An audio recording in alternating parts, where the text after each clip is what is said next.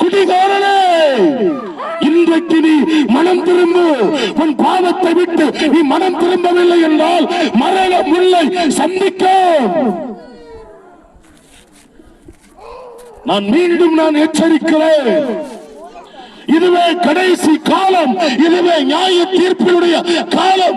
இந்த காலத்தில் நீ மனம் திரும்பாவிட்டால் உன் ஆத்மா எங்கே போகும்?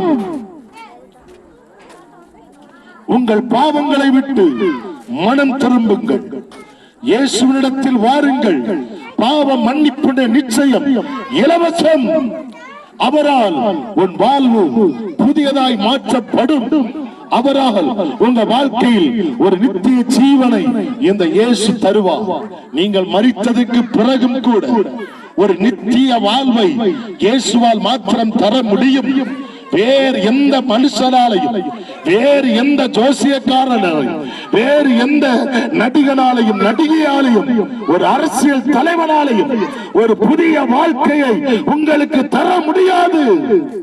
இயேசுவால் மாத்திரமே ஒரு புதிய வாழ்க்கையை அவர் தந்து உங்களை